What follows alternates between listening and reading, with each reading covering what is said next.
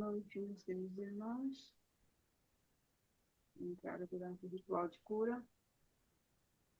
Agora, após o ritual, iniciaremos com a leitura do livro, né? Irmãos, Moita vai postar.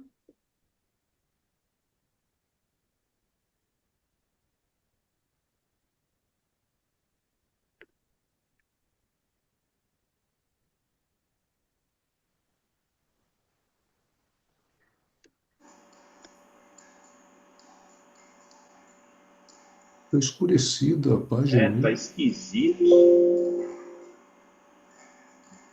Sai e coloca. Deixa eu tentar.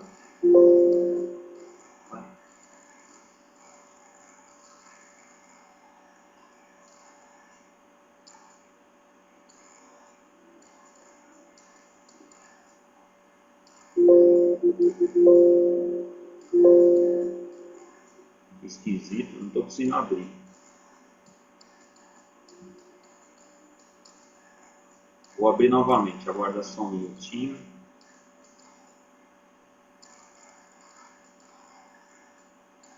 Ué? Tá abrindo, tá ficando tudo escuro. Deixa eu ver se é o aplicativo.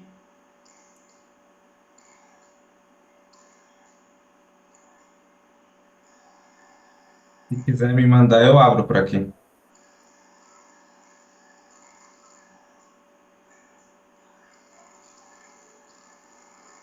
Eu acho aqui.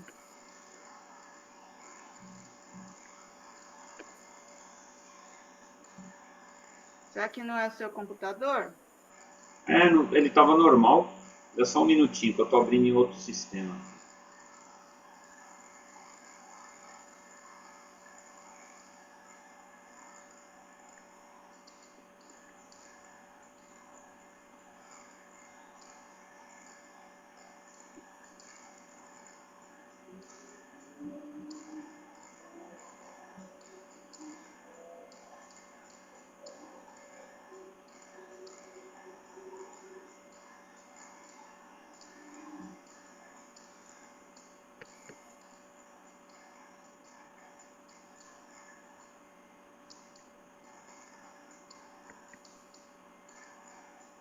Agora está claro, é só aumentar. O problema é aumentar, né? Dá um zoom.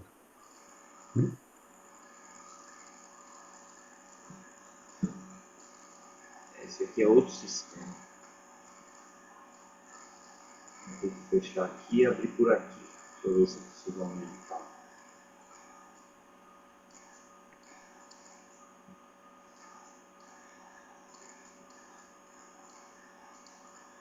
Agora tá bom, não tá?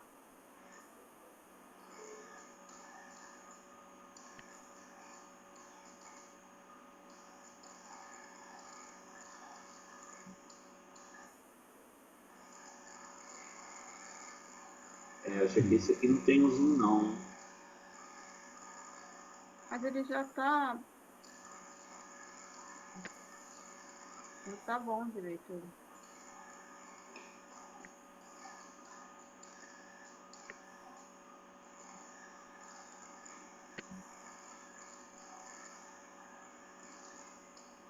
Tá, saiu aqui.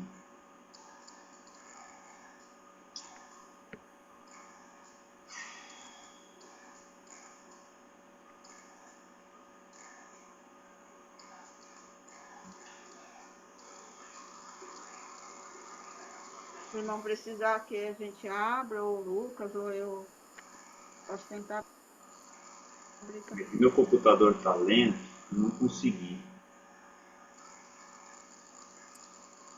Quer mandar no grupo o livro? Eu abro aqui?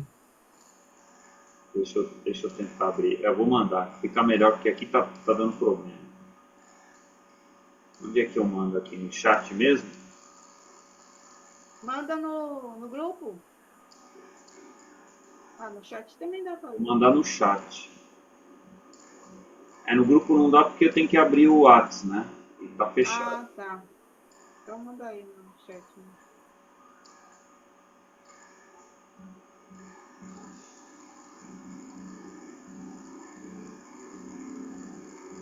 É um PDF, não é? Sim. Acho que por aqui você não vai conseguir mandar.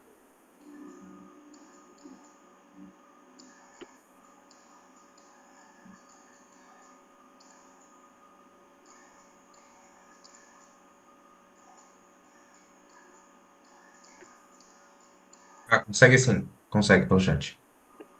Consegue, tem um espaço aqui para documentos, para Deu para anexar. mandar. Está enviado.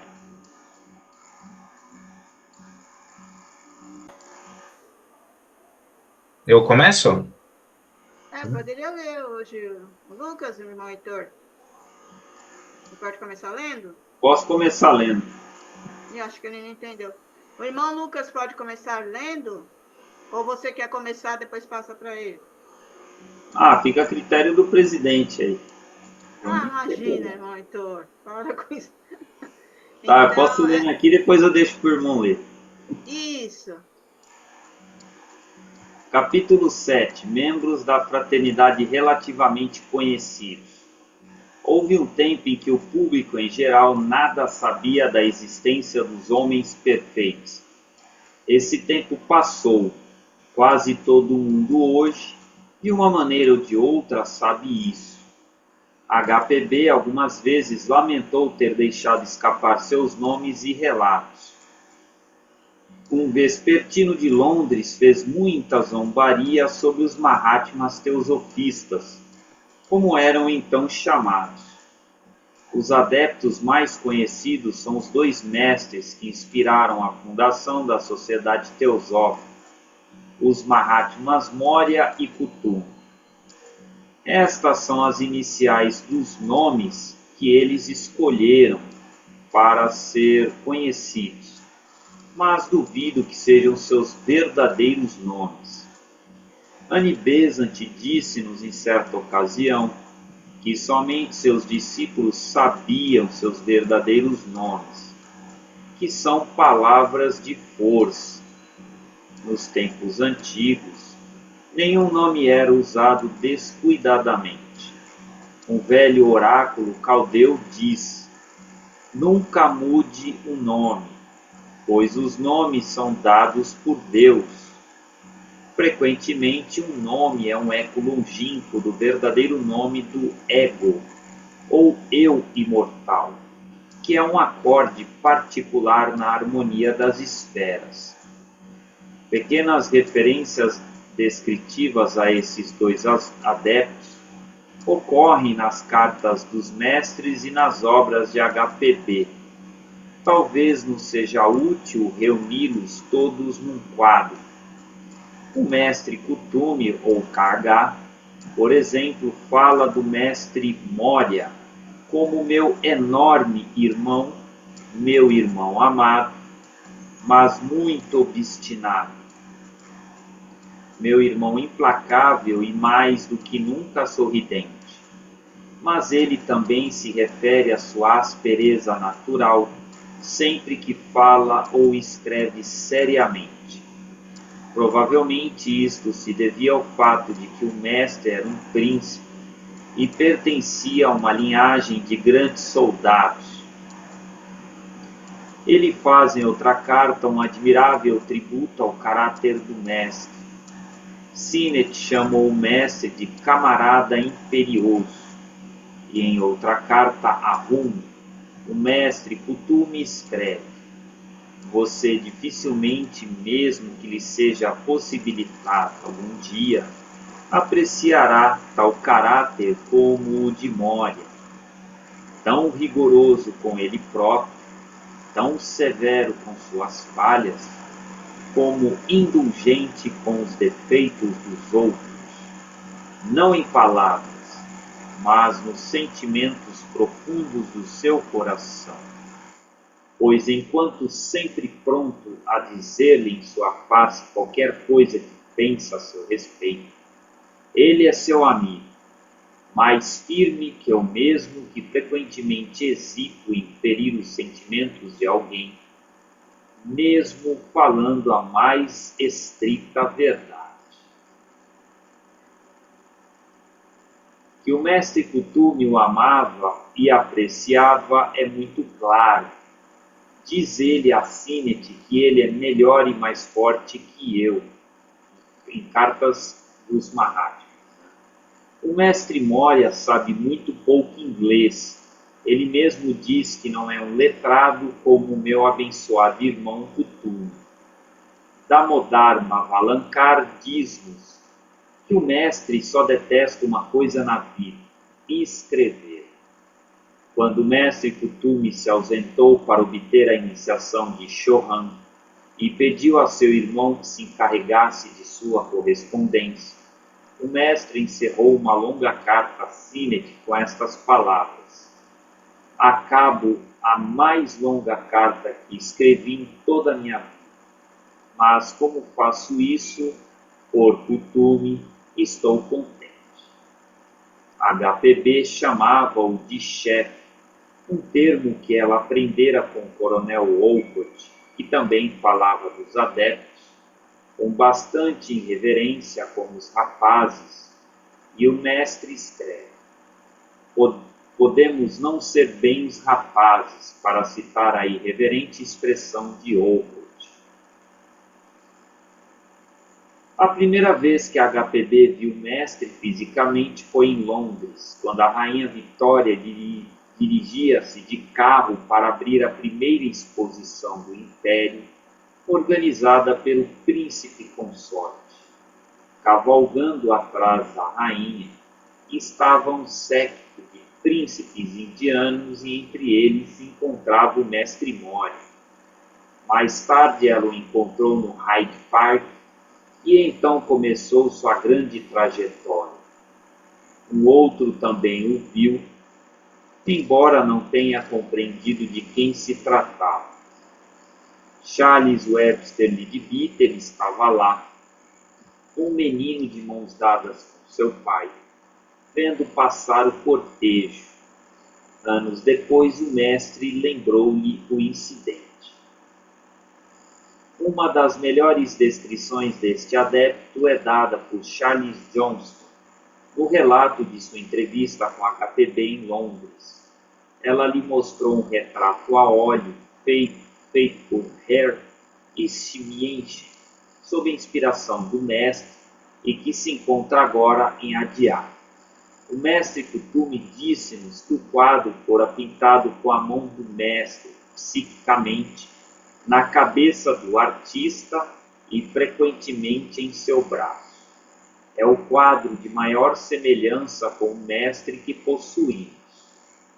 Escreve Johnston: se alguma vez vi respeito e reverência genuínos numa face humana, foi na dela quando falou sobre seu mestre. Ele era um Rajput por nascimento, disse ela, uma das velhas raças guerreiras do deserto da Índia, a nação mais refinada e bela do mundo. Seu mestre era um gigante, pouco mais de 2 metros de altura e de esplêndida compleição. Um tipo soberbo de beleza masculina. Mesmo no retrato há poder e fascínio maravilhosos, a força e impetuosidade da face, os olhos negros ardentes que olham para você fora da face, as feições bem delineadas de bronze, cabelo e barba pretos. Tudo mostra uma tremenda individualidade. O próprio Zeus no primor da força e do vigor. Perguntei sobre sua idade e ela respondeu: meu querido, não posso dizer-lhe exatamente, pois ignoro, mas isto eu conto. Encontrei-o quando eu tinha 20 anos em 1851. Ele estava então no apogeu de sua força. Sou agora uma velha, mas ele não envelheceu nem um dia. Ele está ainda no apogeu de sua força. Isso é tudo que posso dizer. Pode tirar suas próprias conclusões. Irmão Heitor, desculpa te cortar, mas eu acho que a gente leu esse capítulo na última vez. Se eu não me engano, até mais pra frente fala das reencarnações. É, essa impressão também que eu tive. Eu falei, nossa, acho que ele está relendo, mas aí eu não quis interromper. Mas nós já lemos esse capítulo. Eu que anotei então errado, irmão. Peço desculpa. Ah, eu estou seguindo o seu calendário aí, não me recordei, mas eu tinha uma leve lembrança que eu li mesmo. Obrigado, viu? É, É, pula então pro próximo capítulo ou continua?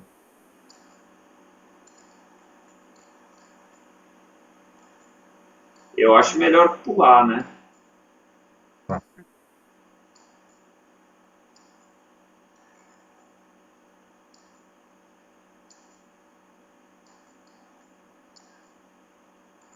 Seria interessante para os irmãos que elaboram a parte da edição, das datas e do dia que for apresentado, colocar o capítulo junto, né, para não ter esse problema.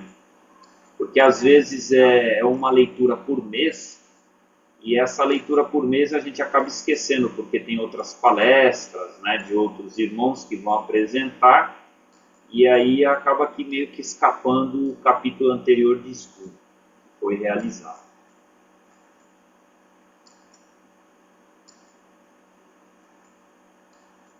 Então vamos dar início aqui ao capítulo 8, Elos Imortais. Elos eternos e que nunca poderão ser partidos formam-se por atos de sacrifício entre egos imortais, de suprema devoção ou de longa dedicação de amor. Há uma história segundo a qual um dia uma esposa cheia de amor veio ver o Senhor Buda. Diga-me, Senhor, disse ela, o que devo fazer para ficar segura de que me encontrarei com meu amado marido em todas as vidas vindouras? O bem-aventurado disse-lhe que se ela continuasse a amá-lo apesar de tudo, e tudo lhe perdoasse, criaria um elo que nunca se romperia. Entre o Senhor Buda e o Senhor Cristo formou-se tal elo há milênios, quando ambos eram homens comuns, na cadeia lunar. E o mesmo aconteceu entre os mestres Moria e Kutum, entre HPB, o coronel e o mestre de ambos, o Mahatma Moria. Existe outro laço. Foi formado no passado muito distante, quando ele, que é agora um adepto, era imperador de uma certa parte da Atlântida, cuja capital era chamada Cidade do Portal de Ouro, devido a ser forjada em ouro uma de suas grandes portas. Numa elevação da cidade ficava o Palácio Real com seus vastos terrenos, onde o filho e herdeiro do imperador, uma antiga encarnação de HPB, costumava brincar. Conspiradores malvados de outra parte da Atlântida estavam prontos para matar ou raptar, quando possível, o pequeno herdeiro. Assim tinha o menino uma guarda pessoal na pessoa de um rude, mas fiel e devotado soldado de um dos regimentos reais. Um dia os conspiradores irromperam no jardim e tentaram atacar o pequeno príncipe, mas a guarda lutou com tamanha bravura que conseguiu malograr o ataque até que chegasse o socorro. Mas ele já estava então sangrando com vários ferimentos mortais. Levaram-no ao palácio e o colocaram aos pés do imperador. O rei olhou para ele com serenidade e doçura. O laço de sangue derramado por mim, pelos meus, liga-nos agora. Disse ele. Diga-me o que deseja e isso lhe será dado. O rude, mas devotado guerreiro desejou somente uma coisa: que ele pudesse ficar com seu mestre e o pequeno príncipe por todas as vidas futuras. E assim foi feito. E essa foi uma razão de ter o mestre escolhido o coronel Wolcott. Ele estava longe de ser o melhor, mas era o melhor disponível. O coronel tinha o karma mais favorável entre aqueles que estavam encarnados. HPB também estava colaborando com o mestre príncipe durante a Revolução Francesa. Disseram-me que em parte ele teria falhado e para compensar pediu que nesta vida lhe fosse confiado um trabalho difícil e pesado. Annie Besant, em certa ocasião, perguntou ao mestre Mori onde o laço entre eles havia sido formado. Ele lhe mostrou um retrato de uma menina acalentando amorosamente um irmãozinho numa rede de couro em uma tenda primitiva. Ela também deu sua vida em defesa dele quando ainda era um animal na cadeia planetária lunar. Ato de sacrifício este que lhe deu uma alma imortal. Em nota de rodapé nos diz: cadeia planetária é uma série de 7 mundos ou dimensões em que a vida evolui durante um manvantara, isto é, um período de manifestações do universo. O mestre Kuthumi tinha uma paciência infinita e um indestrutível afeto por Sinet. Isso vinha de longa data, como vimos antes quando Sinet era um nobre no Antigo Egito na corte de um dos faraós. O Egito foi invadido por conquistadores estrangeiros e no exército invasor marchava um soldado jovem, que era uma encarnação anterior do mestre Kuthumi. Entre outros, ele foi feito prisioneiro. Não estou certo, mas tenho uma ideia de que no Antigo Egito torturava-se ou matava-se os prisioneiros. Em todo caso, o nobre egípcio simpatizou com este jovem prisioneiro, levou-o para sua casa, guardou-o em segurança até o fim da guerra, e então mandou-o para casa. Séculos depois, o mestre viu seu velho amigo na pessoa de Sinet e lembrou sua dívida de gratidão para com ele. Como já foi mencionado, Isabel Cooper Oakley escreveu uma biografia do Conde de Saint-Germain.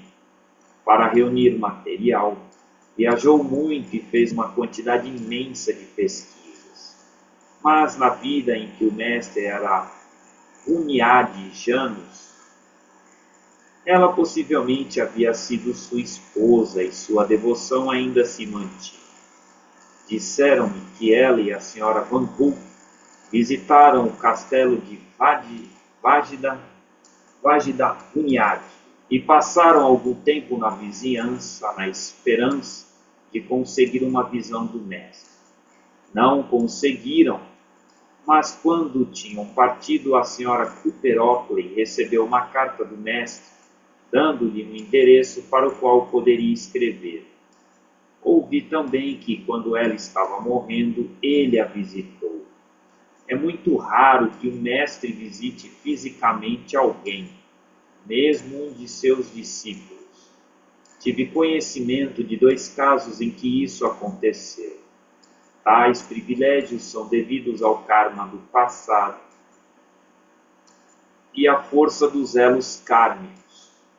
Um laço de verdadeiro amor e serviço entre 2 homens simples ou mesmo entre um animal inteligente e seu adorado mestre poderá um dia florir num delicado laço entre mestre e discípulo. Já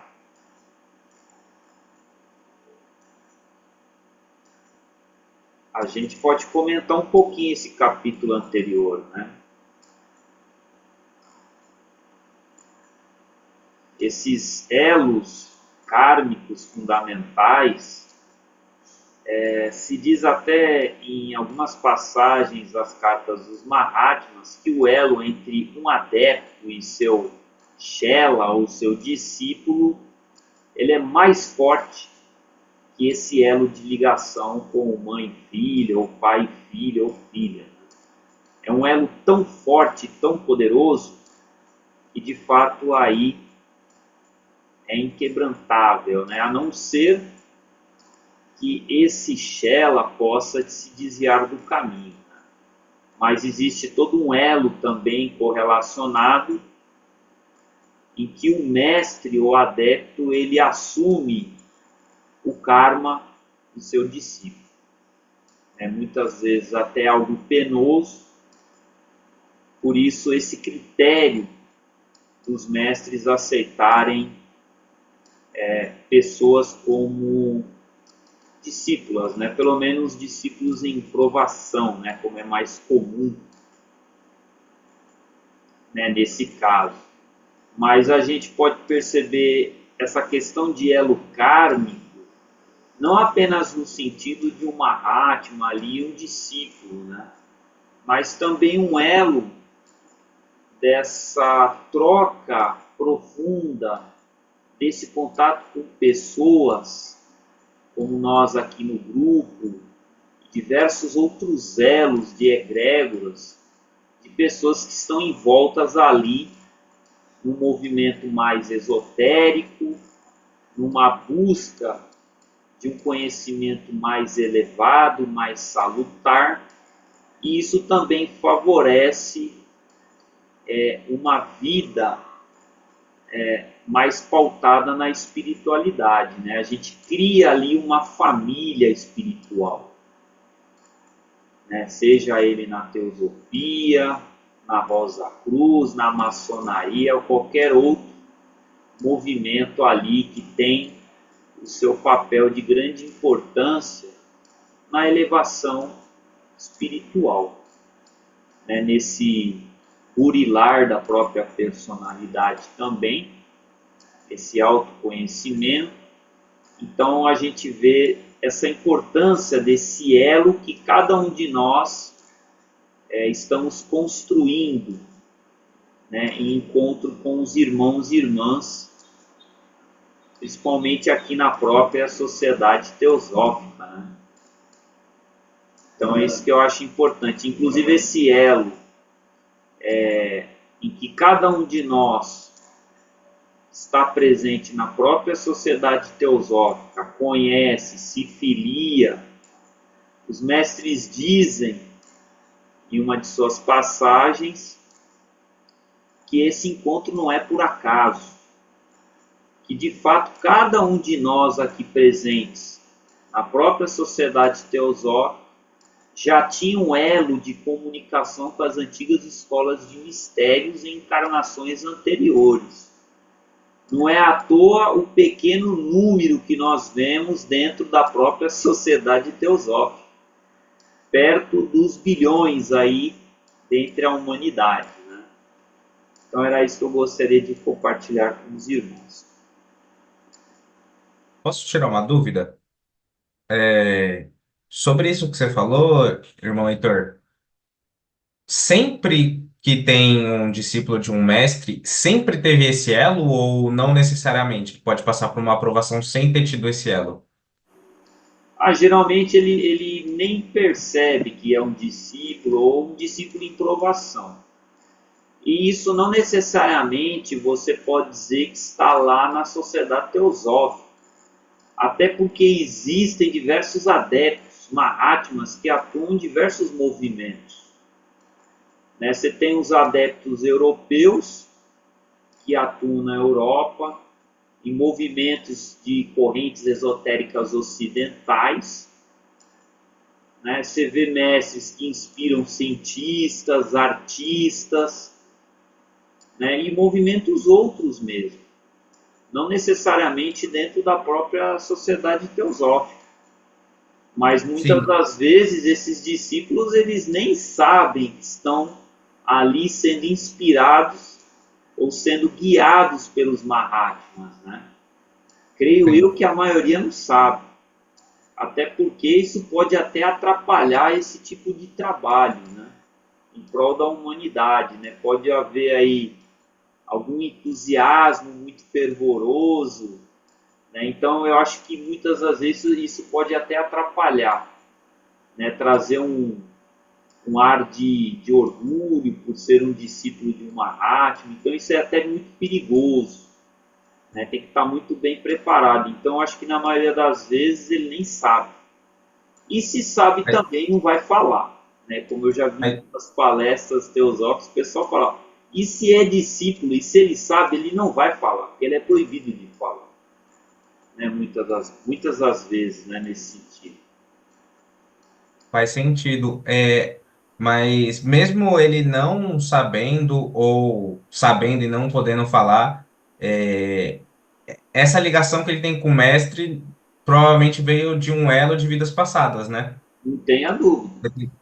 Não tenha É, dúvida. Até porque para você pisar aqui na sociedade teosófica, é porque você já teve um elo anterior.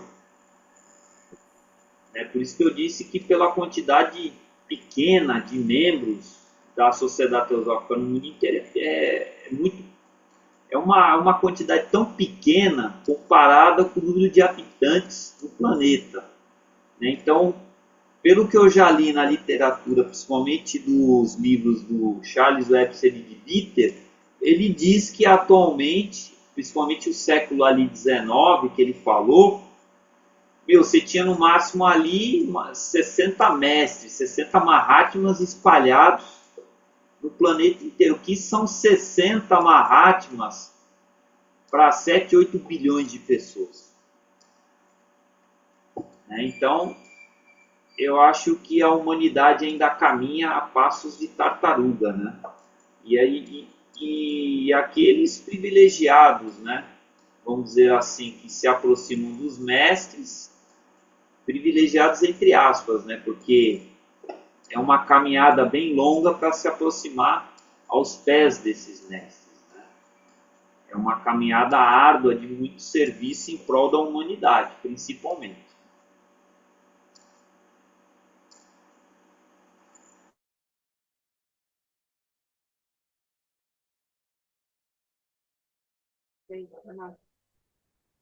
Irmãos, nós vamos dar continuidade até as 9 ou vamos parar nesse capítulo?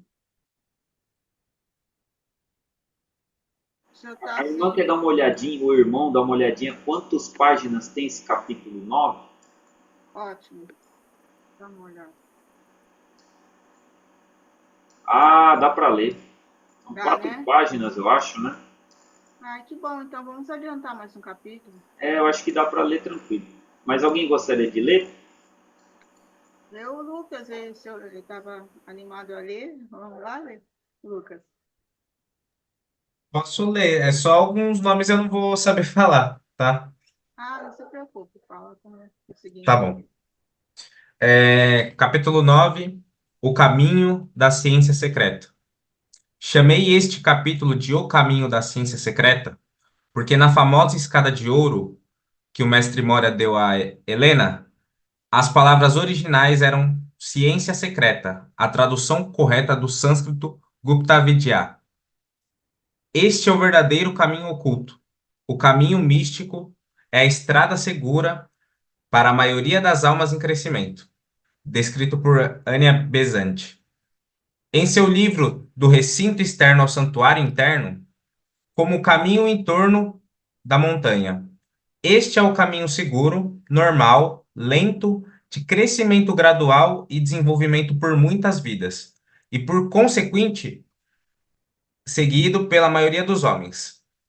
O caminho da ciência secreta é o direto, íngreme, montanha acima. Este é um caminho especial, conveniente apenas para certas naturezas preparadas. Estes dois caminhos são descritos na parte do meio de A Voz do Silêncio, de HPB, onde são chamados os caminhos abertos e secretos. Caminhos aberto e secreto. O caminho é um, discípulo, porém bifurcado no final. De um lado, imediata bem-aventurança e de outro, bem-aventurança mais tarde. O primeiro leva ao objetivo, o segundo ao autossacrifício. O caminho aberto leva à mudança imutável, nirvana, o glorioso estado do absoluto. Paz que ultrapassa o entendimento humano. Assim, o primeiro caminho é a liberação, mas o segundo caminho é a renúncia. Leva o Arhan à inenarrável aflição mental, aflição pelos mortos-vivos. Os homens ignorantes das verdades e da sabedoria esotérica são chamados mortos-vivos. E da impotente compaixão pelos homens de triste karma. Os sábios não se atrevem a deter o fruto do karma. O caminho aberto é o esquecimento do mundo e dos homens para sempre.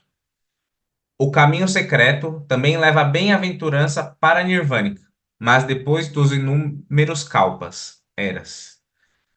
Nirvanas ganhos e perdidos, recusados por piedade e compaixão ilimitadas pelos mortais iludidos. Veja, a meta da bem-aventurança e o longo caminho da dor estão no extremo fim.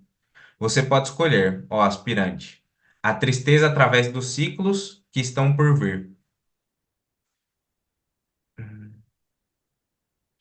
Pode-se perguntar, por que há esses dois caminhos? Para que existe o segundo? Esta pergunta é respondida por Subaru, um aluno do mestre Moria. Em trabalho publicado nos primeiros dias da sociedade, sob o título Esoteric Ratings, aí ele diz: essa filosofia, a do sul da Índia, onde um grande adepto da sabedoria oculta residia, reconhece dois caminhos, ambos tendo o mesmo fim, uma imortalidade gloriosa. Um é o caminho seguro, natural do progresso através do esforço moral e da prática das virtudes. Um crescimento natural, coerente e seguro da alma é o resultado atingido e mantido que não pode ser derrubado ou sacudido por algum assalto inesperado. É o método normal seguido pela vasta massa da humanidade. Este não requer a constante vigilância de um guru. Esse é o caminho aberto, que os instrutores do mundo proclamam para o membro do povo, para o chamado profano. Uma palavra que vem do latim pro, diante do, e fanum, diante do recinto interno, fora. É descrito pelo Cristo como o caminho largo que leva à destruição. Isso é, o consequente símile da perda da memória do passado, bebendo das águas do léter, ou esquecimento, numa nova encarnação. O portal apertado e a estrada estreita é o segundo caminho, e é encontrado por uns poucos em uma geração. Assim continua Subaru. A outra estrada é o caminho escarpado do ocultismo, através de uma série de iniciações. Progresso oculto por esse caminho é feito pelo adepto, dirigindo através do Shela as várias forças ocultas que o tornam apto a obter prematuramente, por assim dizer, um conhecimento de sua natureza espiritual, o que não lhe é devido pelo grau de seu progresso. Pode-se ver que neste caminho são necessários o cuidado e a atenção de um adepto. Todas as iniciações são aberturas forçadas da consciência e um alargamento dos canais para a circulação das energias divinas. Essas energias, sendo como eletricidade, impessoal e neutra, são em seus efeitos dependentes do canal pelo qual fluem para um fim específico. Daí a necessidade de uma pureza perfeita antes que possa ser utilmente empregada e o perigo, numa natureza não inteiramente purificada, de fortificar os impulsos inferiores, especialmente os físicos de natureza sexual. Nessas circunstâncias, escreve mais uma vez Subaru, pode acontecer que o Shela perca seu equilíbrio moral e caia no caminho do Dukpa, isto é, o lado negro, o caminho da esquerda. O caminho é sempre mencionado como sendo tão estreito como o fio de uma navalha, sendo a diferença entre o mago branco e o mago negro, principalmente, que um tem motivo altruísta e o outro egoísta. Portanto, continua Subaru. Esse caminho é eminentemente perigoso para aqueles que não tenham o talismã que garantam a segurança. Este talismã é uma devoção completamente altruísta, plena de autoesquecimento e autoaniquiladora, e voltado para o bem religioso da humanidade. Uma autoabnegação, que não é temporária, mas que deve existir para todo sempre, cujo objetivo é a iluminação religiosa da raça humana.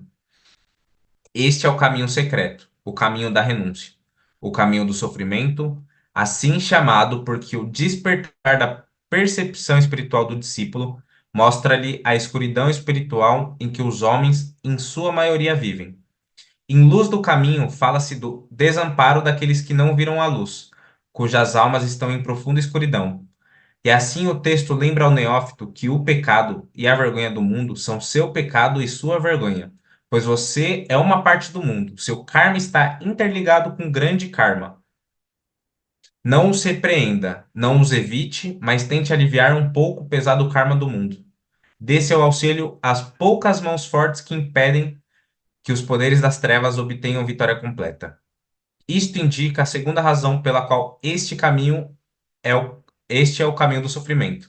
Não somente pelo que o coração compassivo do adepto tem que ver continuamente, mas também pelas dores e pelos desgostos dos homens, em virtude de se tomar uma pedra no mundo de proteção, que defende a humanidade das maiores tragédias e também caracteriza aquela parte mais bela do plano mental chamado Devachan, a morada dos deuses, onde todas as almas dos homens, após a morte, encontram felicidade. Os corpos dos mestres, internos e externos, são preparados para a recepção e transformação de muitas correntes de infelicidade e maldade, geradas pelo homem ignorante. Esse é o significado das trágicas palavras em A Voz do Silêncio, que nos fala que o muro de proteção é erguido por suas torturas e cimentado com seu sangue. 1. Querer o bem da humanidade. Ao longo do caminho da renúncia, há 3 degraus principais. Primeiro de todos, viver para o bem da humanidade. Sem essa motivação pura e sem mácula, sem mesmo um traço subconsciente de desejo de alto benefício de qualquer espécie, interno ou externo, este caminho não pode ser trilhado. Numa admirável carta a Jude, o mestre Kutumi lhe diz: você deve viver para os outros homens e com eles, não para si mesmo ou consigo mesmo. Isso, mais uma vez, quer dizer com uma devoção completamente altruísta, plena de autoesquecimento e autoaniquiladora, voltada para o bem dos seres humanos, sem distinção de raça, credo, cor ou sexo. HPB assim expressa isto. O verdadeiro ocultismo é a grande renúncia do eu, incondicional e absolutamente em pensamento e em ação. Não para si mesmo, mas para o mundo. Ele, o ocultista, vive. Tão logo um Shella é aceito, sua personalidade deve desaparecer e ele deve se tornar uma mera força benéfica na natureza. É impossível empregar força espiritual se houver o mais leve traço de egoísmo no operador. Os poderes e as forças do espírito são dados somente aos puros de coração, e esta é a mágica divina. Mais uma vez, HPB escreve: aquele que quer tirar proveito pela sabedoria da mente universal tem que atingi-la através da humanidade em conjunto, sem distinção de raça, compleição, religião ou situação social. Trata-se de altruísmo, não de egoísmo. Mesmo em sua concepção mais legal e nobre, que pode levar a unidade a se fundir, a fundir o pequeno eu no eu universal, é a essas necessidades e a este trabalho que o verdadeiro discípulo do verdadeiro ocultismo tem que se dedicar, se ele deseja obter a sabedoria e o conhecimento divinos. Esta é a resposta à sugestão feita por Sinet ao mestre, de que os grandes cientistas eram mais dignos de sua atenção do que a população em geral. O mestre diz que nenhum homem pode reivindicar qualquer coisa dos adeptos, mas pode criar atrações irresistíveis e forçar sua atenção. Só que isso deverá ocorrer espiritualmente, não mental ou intelectualmente. Ele escreveu: nada nos compele para alguém de fora, salvo sua evolução espiritual. Ele pode ser um Bacon ou um Aristóteles em conhecimento, e mesmo assim não fazer com que sintamos sua corrente nem sequer como o peso de uma pena, se sua força estiver confinada a manas. O supremo poder reside em Budi, latente quando ligado somente a Atman, ativo e irresistível quando galvanizado pela essência de manas, e quando nenhum resquício desse último se mistura com aquela pura essência para trazê-la para baixo por sua natureza finita.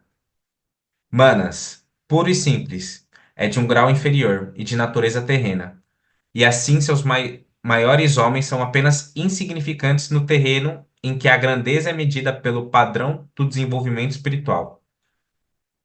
Esta é a voz, que pode falar na presença dos mestres, e pode ser ouvida porque perdeu o poder de ferir e, portanto, alcançou o poder de ajudar os outros. 2. Praticar as virtudes.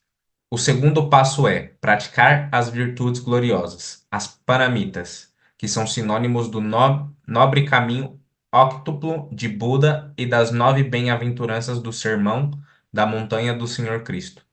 Note-se que monte ou colina sempre simbolizam estados mais elevados de consciência. Quem subirá ao monte do Senhor? Quem há de permanecer no seu santo lugar? O que é limpo de mãos e puro de coração? A primeira parâmita é dana, geralmente traduzida pela palavra caridade ou amor, mas a raiz dá significado doando. Pode assim ser pensada como o espírito do eterno doar, em vez de tomar. Este é o sinal central do espírito, a natureza de Nivriti Marga, o caminho de volta, em contradição com o espírito do caminho de saída, o Praviti Marga, onde os veículos da consciência crescem tomando coisas para si. Todos os sistemas de yoga começam com amor, ahimsa, inofensividade. E Patanjali diz que na presença de alguém perfeitamente inofensivo, cessa toda hostilidade. Em seguida vem Shila, pureza, moralidade. O puro de coração. Pode ver Deus por força dessa ausência de todo egoísmo, que impediria a visão divina. A pureza aqui mencionada não é a comum, ou a moralidade criada pelo homem. O que realmente quer dizer é a completa honestidade do coração, a completa devoção por meio da qual o eu completo do homem fica cheio de luz. Uma roupa é branca, pura, porque ou é por completo. Uma mancha de tinta quebraria esse conjunto, a raiz da santidade, tornando um eu dividido. Essa completa dedicação mantém um homem firme no caminho que escolheu. Um homem de mente dividida é instável em todos os seus caminhos. Kashanti é paciência, ausência de todo ressentimento.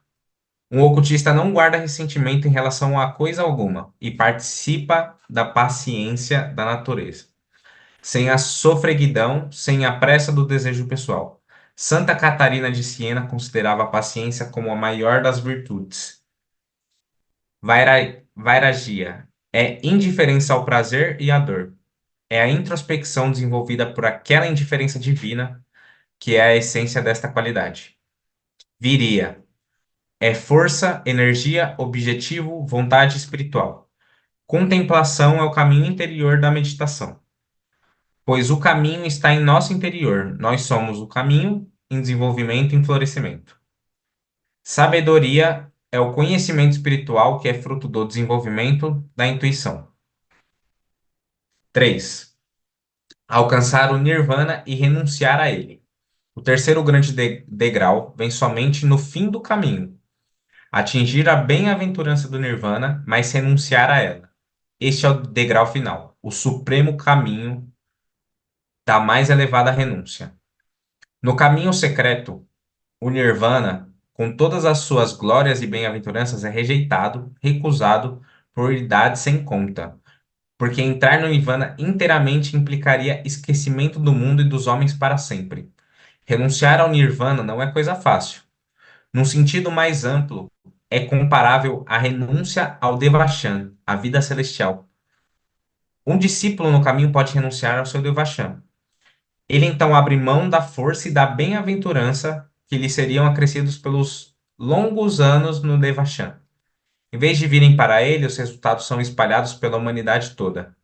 Ele então reencama rapidamente, trazendo consigo os mesmos corpos astral e mental que tinham ido com ele e, consequentemente, com frequência, com grande parte da memória da vida passada e imediata. É um ato de sacrifício que somente é feito quando acontecimentos no plano terreno são tão importantes que requerem auxílio extra. Quando pela primeira vez, Annie Besant disse-nos que alguns membros da sociedade teosófica não iniciados seriam trazidos de volta numa reencarnação imediata para ajudar no desenvolvimento da sexta sub-raça, tornou-se moda entre os membros da sociedade teosófica conversar sobre a volta imediata. Anne Besant então interveio. Disse-nos que não temos o poder em nós mesmos para renunciar ao Devachan, porque as forças que para lá levam o homem após a morte são tão fortes que requerem o poder de um adepto para, digamos, provocar um curto-circuito em nós e que ele não o fará, a menos que esteja razoavelmente seguro de que esse gasto de energia seria útil para o serviço da raça. Eis o ponto. Muito maior é a força que atrai o adepto, a Zeca, para o Nirvana. Como pode ele resistir a essa tremenda atração, a menos que durante a longa estrada, desde o começo da caminhada até o fim, ele tenha construído em sua natureza a essência e o hábito da renúncia espontânea? Por amor a nós, o Mestre volta. Renuncia à bem-aventurança celestial e aceita as penas do nascimento, para que possa ficar conosco por idades incontáveis, ajudando, aliviando, iluminando, tanto quanto permite a lei, as almas obscurecidas dos homens.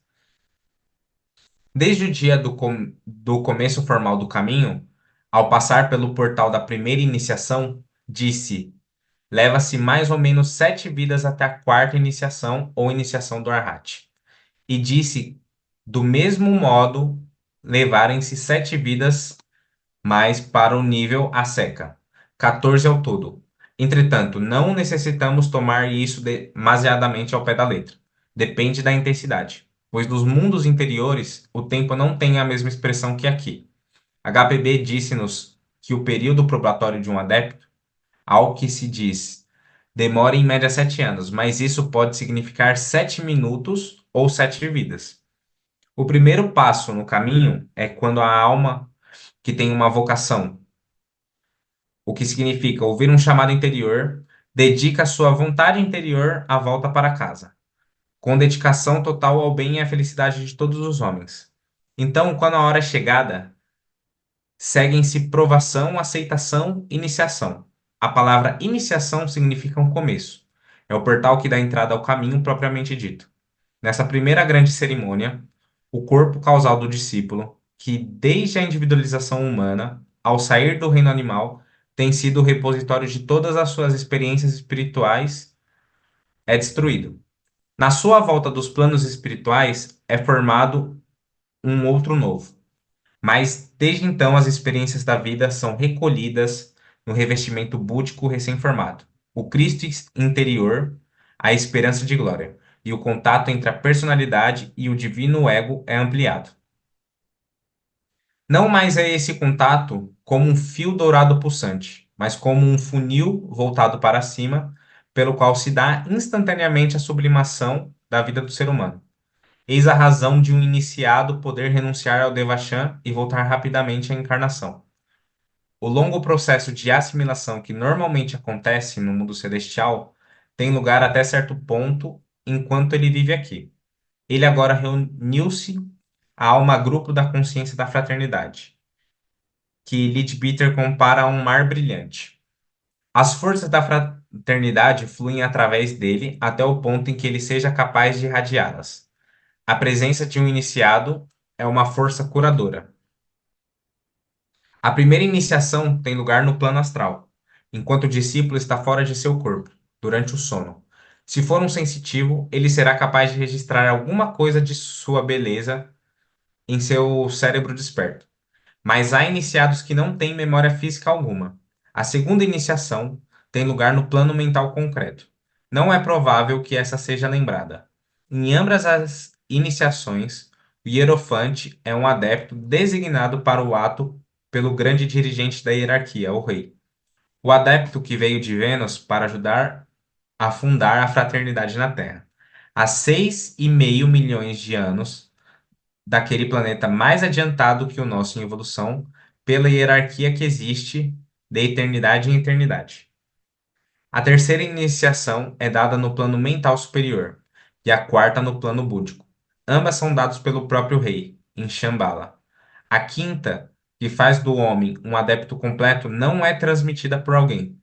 Ele a toma por si mesmo. É quando ele volta da outra margem e toda a natureza vibra com alegria com respeito. do profundo e insondável vórtice, no qual o vitorioso se banha, toda a voz sem palavras da natureza se ergue em milhares de tonalidades para proclamar: alegria para vós, ó homem de Mialba. Um peregrino está de volta da outra margem. Nasceu um novo Arhan. A palavra Arhan, ou Arhat, que estritamente se refere à quarta iniciação, também é usada em relação ao adeptado. Mialba é a nossa terra, apropriadamente chamada inferno, diz HPB, e o maior de todos os infernos pela escola esotérica. A doutrina esotérica não conhece um outro inferno ou lugar de punição além de um planeta que abriga uma humanidade. Agora fica claro, porque o caminho secreto existe. Subarow diz que não se deve concluir que o ocultismo encara o adeptado e a iniciação como um erro, como uma usurpação violenta e perigosa das funções de natureza. A hierarquia dos adeptos é estritamente um produto da natureza, assim como uma árvore. Tem propósito e função definidos e indispensáveis ao desenvolvimento da raça humana. Essa função é manter aberto o caminho para cima, através do qual vem a luz e a direção, sem as quais essa raça necessitaria galgar cada degrau pelo método cansativo e infindável de tentativas em todas as direções até que o acaso mostrasse o caminho certo. A função da hierarquia dos adeptos é fornecer instrutores religiosos para as massas desorientadas da humanidade. A que caminho pertence o homem? Mais uma vez citando Subarow. Somente umas poucas naturezas especialmente organizadas estão prontas para esse caminho. É, portanto, mais sábio não procurar o caminho do discipulado. Se o homem está pronto para ele, seu karma o conduzirá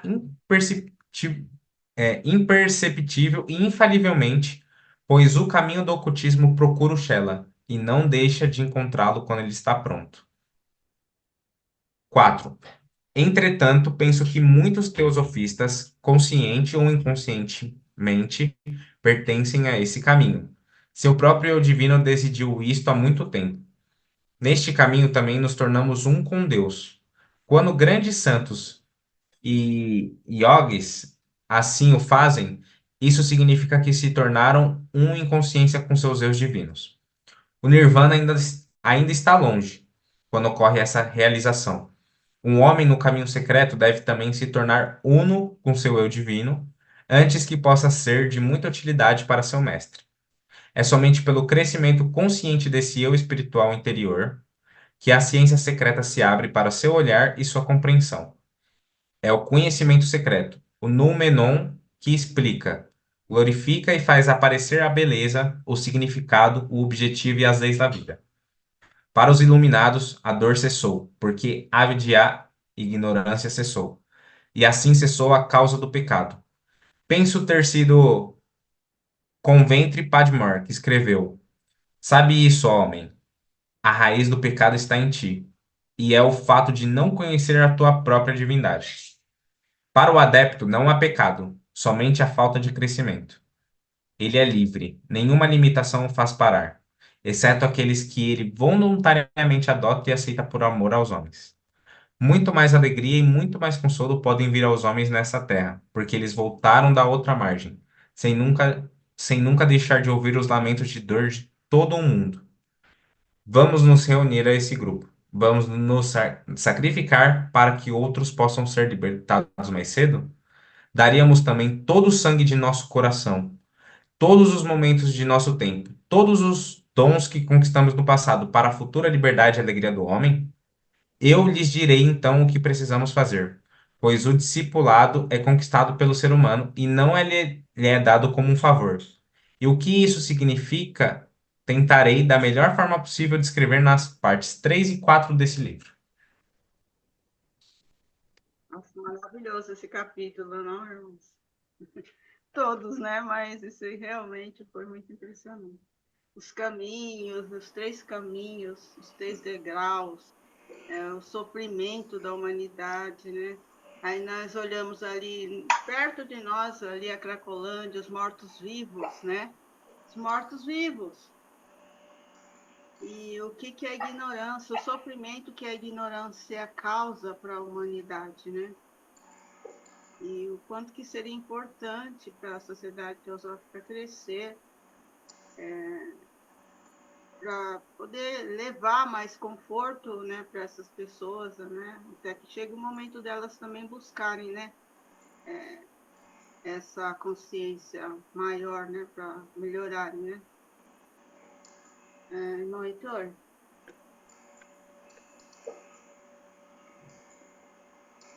Tem um livro muito interessante, que é Do Recinto Externo ao Santuário Interno, da Annie Besant, que ela descreve de forma metafórica o que foi dito nesse livro em relação a essa subida ao pico da montanha.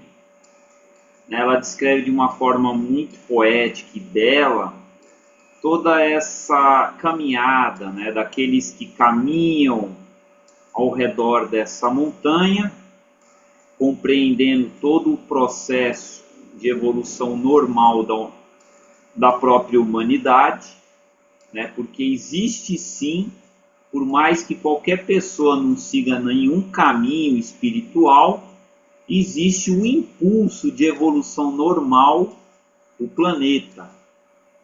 Existe ali um processo de evolução, só que vai demorar ali milhões e milhões de anos, em que cada passo você tem todo aquele aspecto das civilizações, até o fim dela, dentro da própria onda planetária, e das 7 grandes civilizações ali. Mas a gente tem um segundo grupo de pessoas que estão correndo. As que estão correndo, elas já aceleram um pouco mais esse processo de evolução, e de fato ali são as próprias religiões, em que cada membro, cada fiel, seja ele lá da sua igreja católica, ou mesquita, protestante, espírita, tem seu aspecto ali devocional, e aí ele segue toda uma jornada de práticas virtuosas, orações, em que você já dá um impulso de mais aceleramento na evolução. Já é um diferencial em relação àquele caminho natural de evolução. E tem aqueles que sobem como verdadeiros alpinistas, aquela montanha. Ele não vai entrando num processo esferoidal até subir o topo da montanha. Ele já sobe em linha reta, como é descrito no livro, em que o verdadeiro alpinista espiritual, ele escala em linha reta. Mas a gente sabe que esse caminho também é perigoso, porque nós podemos ter a corda ali estourada, levar um tombo lá e perder a vida, Então, o caminho do ocultismo aí que é dito, ele tem os seus perigos, tem os seus riscos, que é um caminho de aceleramento muito rápido para terminar esse aspecto da evolução. E o que nós vemos também é o caminho da própria renúncia e do sacrifício. Então você sacrifica o seu próprio eu em prol de algo maior, que é o oferecimento dessa humanidade.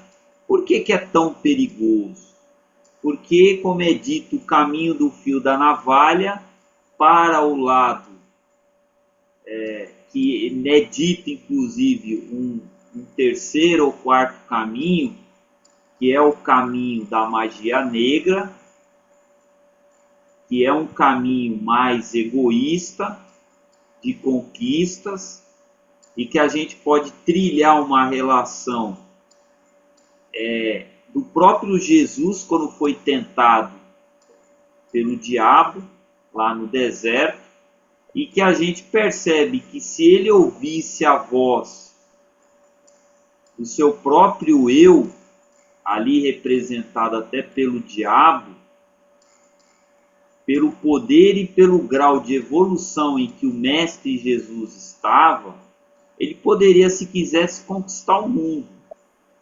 Mas aí caberia a ele cair no caminho da mão esquerda, como a gente sabe muito bem. Né? E ali ele negou de todas as formas, né? Assim como o Siddhartha Gautama, na sua última prova, esteve diante de si mesmo e negou a si mesmo, para poder alcançar algo maior ali.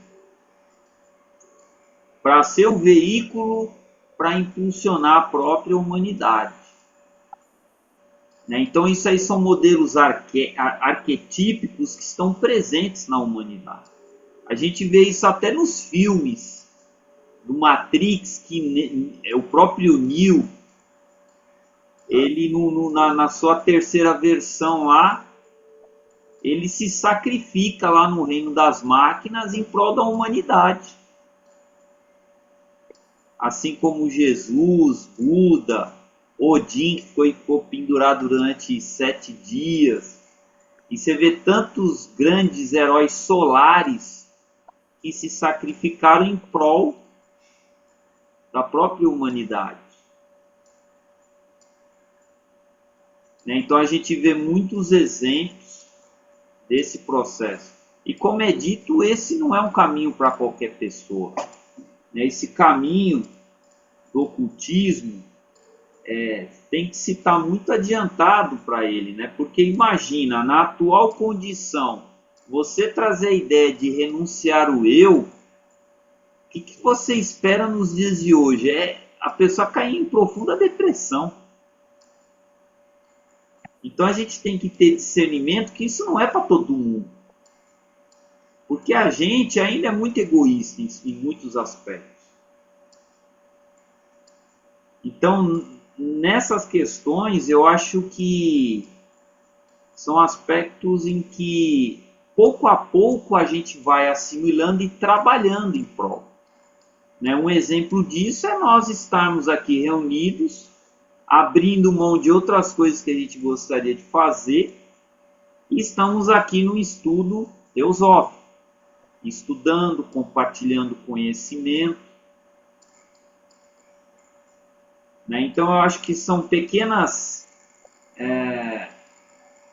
gotas que os mestres nos dão, em que o cultivo e a prática disso vai se ampliando ao longo das existências, né? Para que nós possamos servir, assim como serviram a grandes luminares, que foi Leadbeater, Blavatsky, Annie Besant. Então, esses luminares que estiveram presentes serviram ali como verdadeiros discípulos dos mestres, né? Eu compreendo assim. Gratidão, irmão.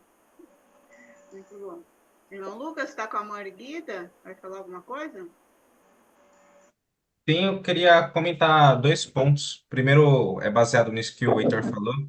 Nesses últimos meses, a minha consciência sobre muitas das coisas, ela clareou muito, né? Posso dizer assim. Eu terminei de ler agora tanto A Voz do Silêncio quanto Luz no Caminho. E é interessante que esses 2 livros, eles entram muito nesse ponto aí, que é você renunciar ao seu próprio eu, é você sair do seu crescimento pessoal e tudo para ajudar a humanidade.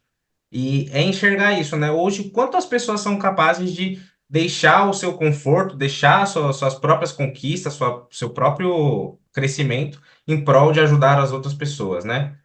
Ajudar não só as pessoas que gostam, mas as pessoas também que não gostam, né? Que tem algum atrito, alguma coisa assim, e quer entender que todas as pessoas fazem parte do uno, né? Entender que mesmo no atrito, mesmo no conflito, o certo é estar ali para ajudar, né? Esse é o primeiro ponto, que dá para perceber que esse segundo caminho, né, que chama de o caminho secreto, ele é muito difícil de você abrir mão de tudo que você tem para poder ajudar as outras pessoas, né? E o segundo ponto que eu acho muito interessante comentar, que até eu peguei da Luz no Caminho recentemente, é que quando você entende como que funciona essa questão de karma, de você lidar com o sofrimento da humanidade em si, quando você tem esse entendimento e conhecimento, o seu karma ele fica muito maior, né? Tanto positivamente quanto negativamente. Então, o livro explica que quando você tem esse conhecimento, se você ainda assim age de forma egoísta, o seu karma negativo vai ser muito maior que o normal.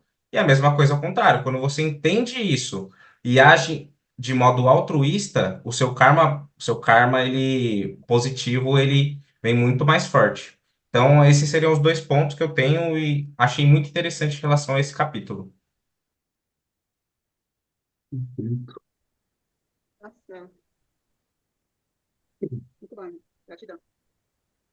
Acho importante e sempre conveniente, né, a gente manter o propósito, né, altruísta e sem se preocupar se estamos indo rápido, se vamos, né, evoluir muito nessa vida.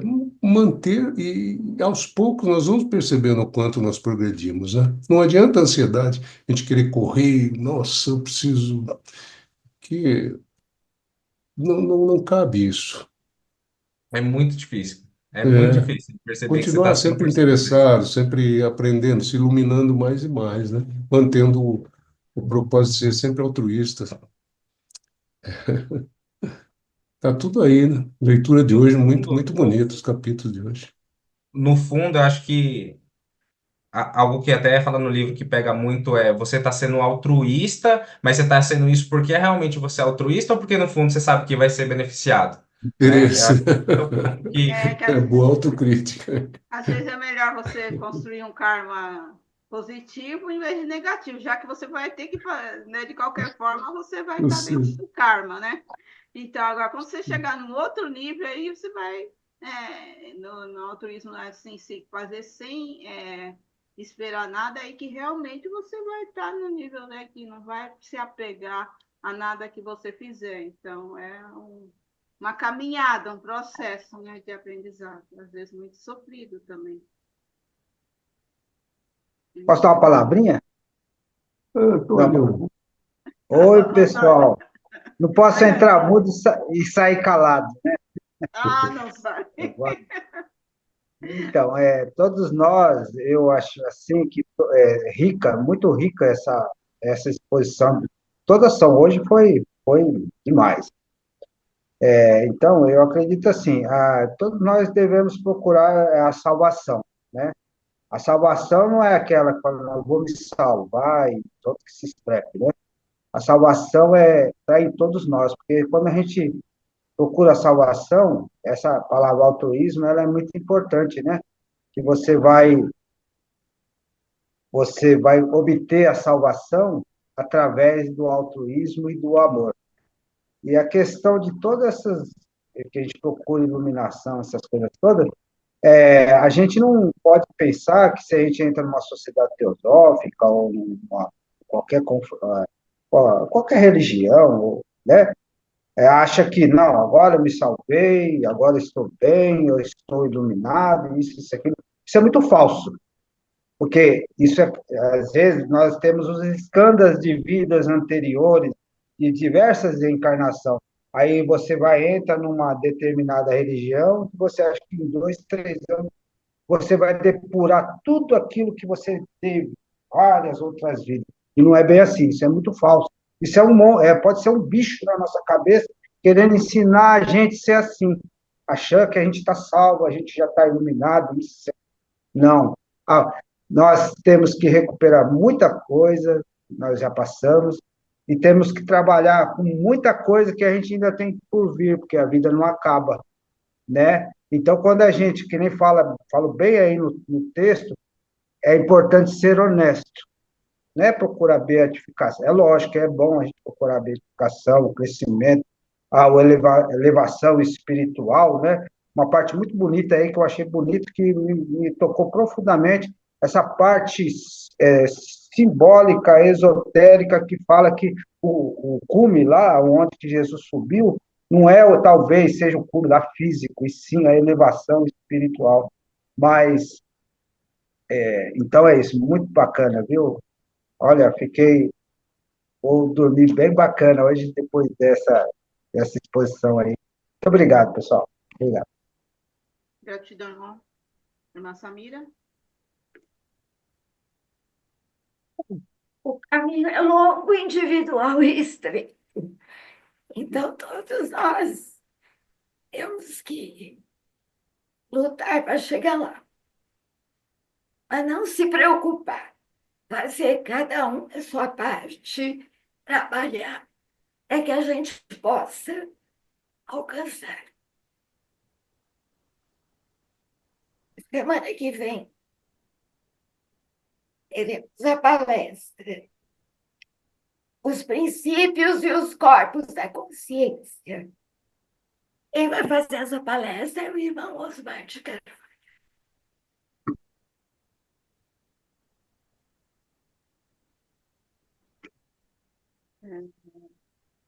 Vou adiantar alguma coisa, porque sobre a programação que nós estamos mudando, irmã Samira, porque o irmão Lucas perguntou e eu falei que nós comentaríamos, né, da presencial, né, e da aula de yoga que vai ser dada. A irmã quer adiantar alguma coisa? Eu vou fazer uma convocação. Dia 16, eu, Maria Aparecida, presidente, convidamos e convocamos os irmãos a estarem presencialmente na instituição Teosófica Pitágoras. Porque às 18 horas, a irmã Maria Aparecida vai começar a dar aula de yoga.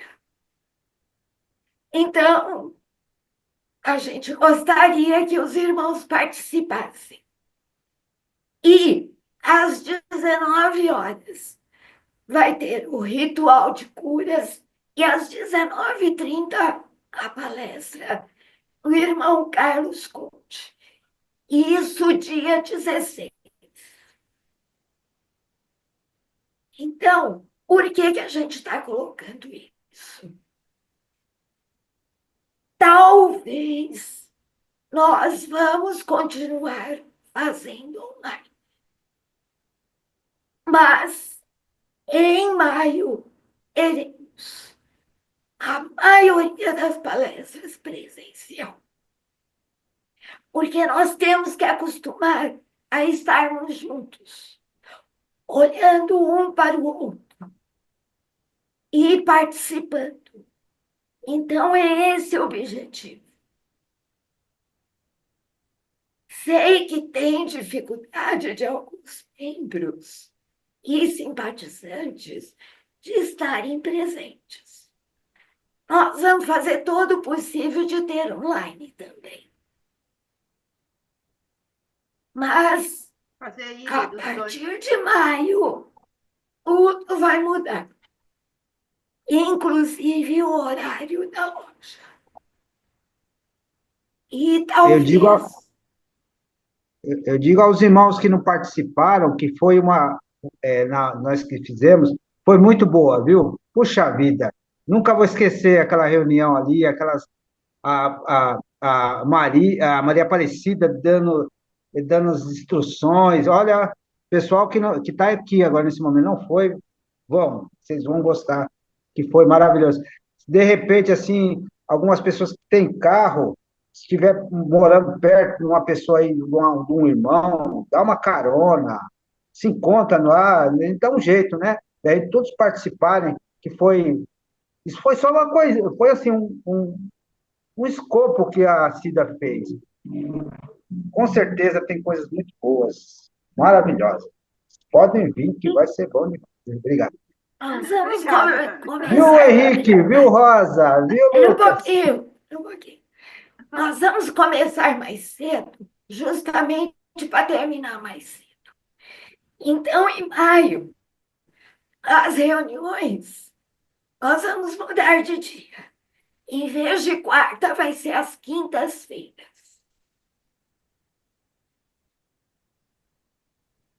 E às 19 horas. 18 horas, é a aula da Maria Aparecida. Nós vamos querer que vocês façam inscrição, porque nós queremos ter um número certo de pessoas. Porque a irmã Maria Aparecida, ela reside em Santa Isabel. É outra cidade. Então, ela não vai vir para dar aula para uma pessoa. Então, nós queremos que vocês participem. Então, dia 16, nós queremos que vocês estejam conosco para a gente divulgar essa mudança. Ok? Ok. Isso mesmo. 10. E teremos mais novidades aí, workshops, coisas para, né, crescermos e aprendermos juntos. Eu coloquei uma sugestão no chat para vocês comprarem esse livro. O glossário Como é que é? teosófico. Glossário teosófico? Isso, Isso. No site da sociedade tem? tem. A editora teosófica. Bacana. Porque é que nem um dicionário de todas as palavras que tem na doutrina secreta e mesmo nos livros. Palavras que às vezes a pessoa que está iniciando não entende. São palavras sânscritas. Sânscritas, né? Então é bom dar uma lida, só para você se acostumar um pouco com essas palavras que nós vamos ter muito das literaturas teosóficas, né? Essas citações.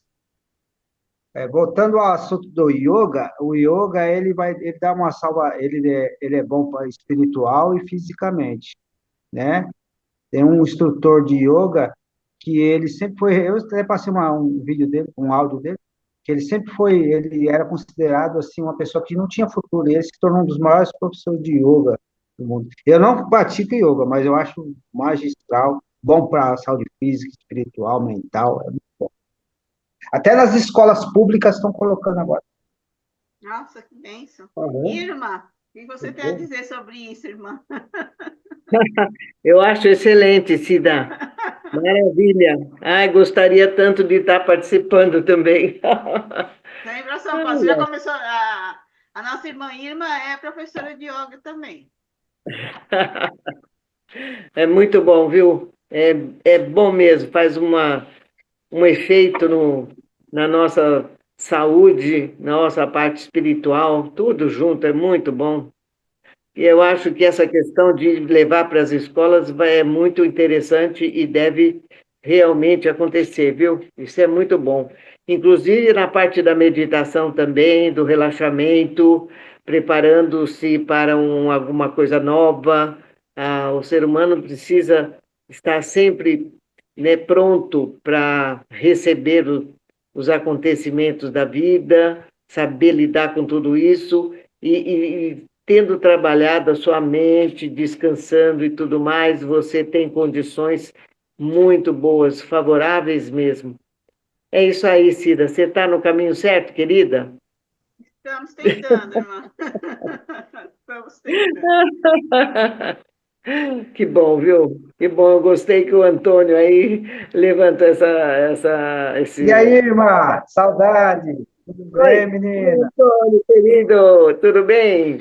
Então, bem, quando eu estiver em São Paulo, eu também vou frequentar, viu? Espero que isso seja possível, né? Mas, de qualquer forma, estou acompanhando, viu? É isso. Gratidão, irmã. Namastê. Mais alguma coisa?